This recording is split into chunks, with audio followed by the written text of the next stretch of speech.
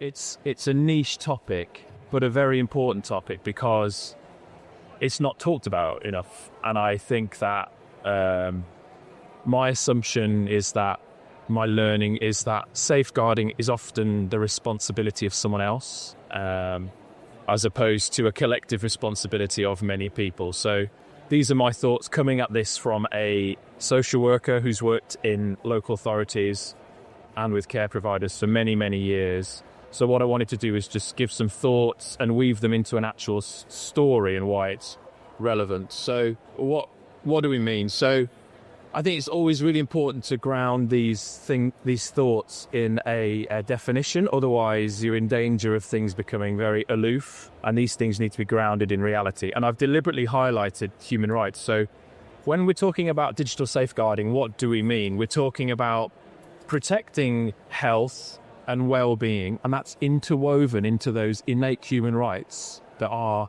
enshrined in law, and enabling people to live free from harm, abuse and neglect.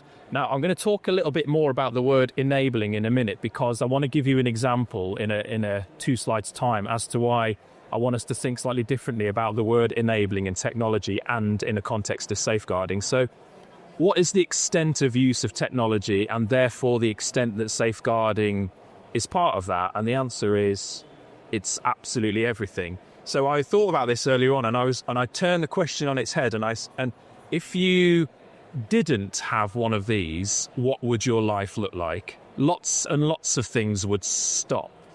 How you communicate, how you live your life, how you do things, and your sense of well-being would significantly change because of a lack of. So therefore, by extension, safeguarding and how we use technology is absolutely in everything. And especially when we're talking about and thinking about people who are involved with technology who are potentially struggling, potentially have cognitive impairments, potentially struggle to understand in-depth detail in the way that perhaps we can, the risk of technology going wrong and the harm associated with that is actually very, very, very significant and very pertinent. But you won't see that here. And that's a concern. That's a blind spot in my mind. So I want to ground this in the concept of consent. And that is a very tricky thing to do with safeguarding because, and as we'll illustrate. So what I'm going to do is I'm going to introduce you to Sam.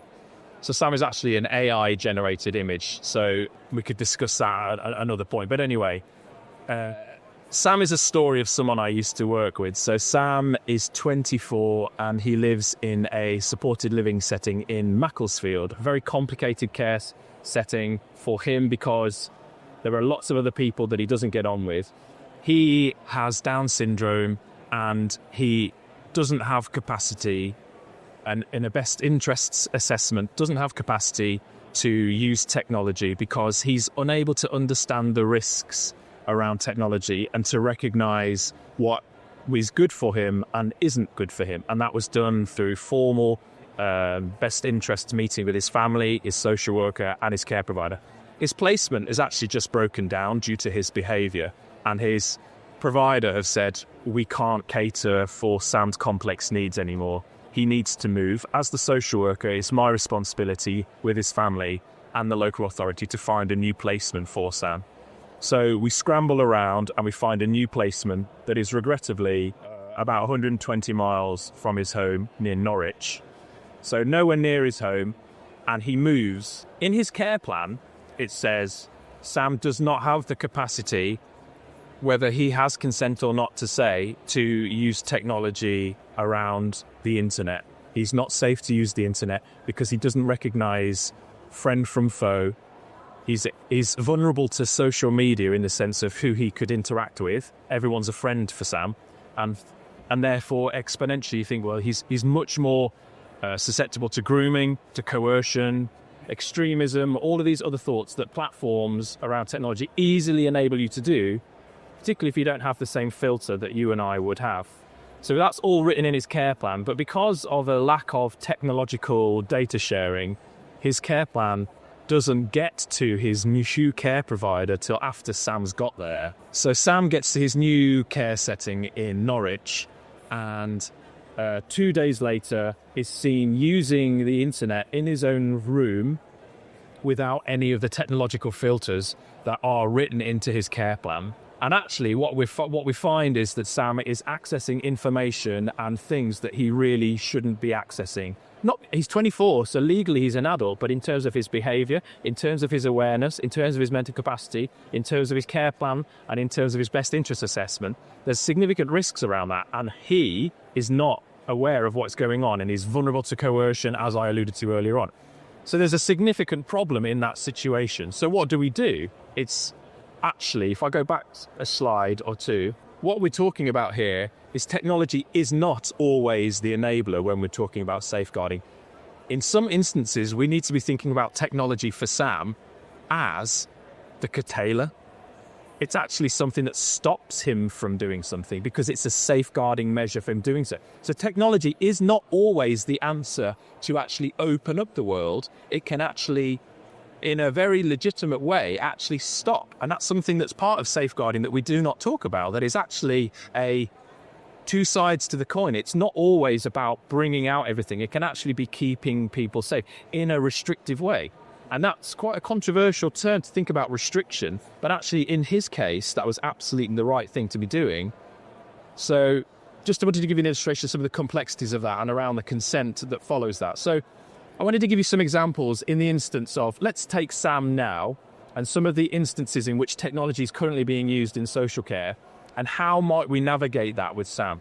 So for example, we know that lots and lots of suppliers here today will talk about digital AI-assisted assessments. How can we make sure that if Sam doesn't know what that really means, that if his family or the social worker or the commissioner says that's not the right thing to happen for it to be AI-induced, AI-generated, that can be captured properly? It's very unclear, very, very, very unclear.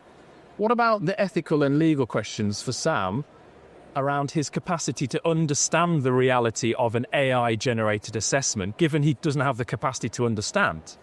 But it might be in the business's interests to complete an AI assessment because it's quicker. They might perceive it to be more accurate, and their staff are very happy doing it. But if you've got Sam and his family saying, actually, we're not so keen on that, how do they opt out? And does the organisation have the ability to do non-AI assessment generated in the way that everyone else might be happy to do so?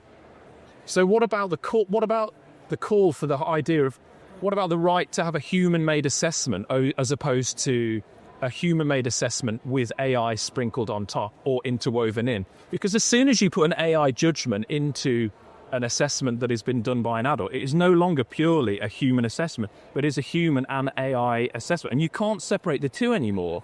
So what if Sam or his family members or his social worker in his best interest were saying we want to opt out? Does the organisation actually have a policy that is able to keep up with this? Or, I would suspect, in many cases, organisations use the technology first, come up with the policy second. So there are significant risks around that in terms of change, keeping up.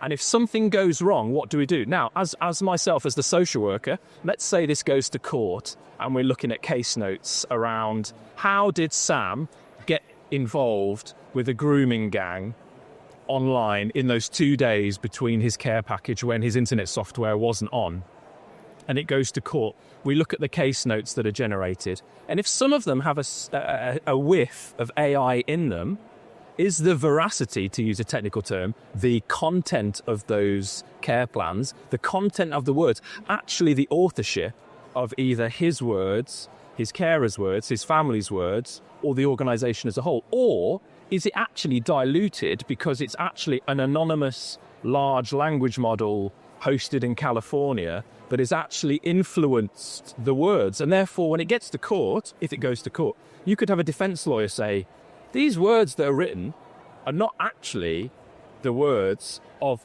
the care worker. They're not representative of Sam, and they're not representative of the organisation. I would query the legitimacy and authenticity of these words, causing all kinds of ramifications and problems in a court of law setting. Again, very complex, but I'm not sure that we're thinking about that in as much detail as we could do. And again, if you don't have an organisation policy that is flexible or acknowledging of that, then that's a real risk. So what does this mean? Well, we do know that digital and particularly artificial intelligence replicate and automate biases. Biases around, if you think about a large language model that is basing artificial intelligence on, it's basing it on a heteronormative view of the world, right? Whereas Sam is autistic, he has a learning disability, and he has Down syndrome. His capacity to understand is very limited. Now, Sam's demographic is not represented in the large language model anywhere near as well as someone who has a cognitive capacity and is able to make decisions for himself. So by very definition at the beginning, we're distorting potentially his view of the world and his wishes through artificial intelligence because he's not represented in the large language model in any way, shape or form. And actually, another point that I would suggest is, from my own personal reflection, is if I write a case note about Sam's complex care and then I ask artificial intelligence to auto-generate or to complete my work for me in a time-saving rationale, I'm actually losing out on critical time that I use as critical reflection to think about the complexity of the situation and actually allow the thoughts to percolate in my brain to work out what the best course of action is. So AI might save us time, but at the same time, if it eliminates or reduces that time for critical reflection, is the content that I'm actually articulating as good as it could be? And we potentially eliminate that because we're saying it saves time. So there is a tension to be had there. So who's regulating these technologies? It's not CQC, because they would say it's not direct care because you could use it or you couldn't. And there's no AI regulated national framework. Well, nothing yet. Why not? Because it's a very complicated world. And we could probably talk about that ad nauseum after this. So a great question.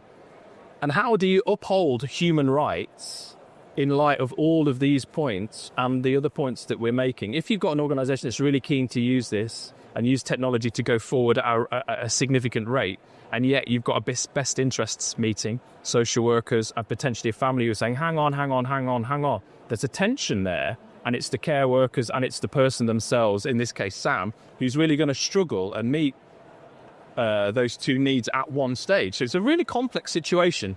And ultimately, what would I reflect on all of these complexities is we have to, let's go back to Sam, we have to think about Sam. And we need to get to know Sam and his story, his likes and his dislikes intricately. We have to understand his world. And in understanding his world, we begin to think about how all of these points then work in his world and in his frame. But until we actually really dig deep into his own situation, the safeguarding concerns that could arise are very significant. And in a rapidly moving world, if we do not have organisational policies to keep up with this, we run the risk of technology being potentially damaging for people who are unaware of what the technology is saying. So there's lots and lots of areas we could go in this, but in the time that I've got, I'm going to stop it there. Thank you for coming, and see you all very soon.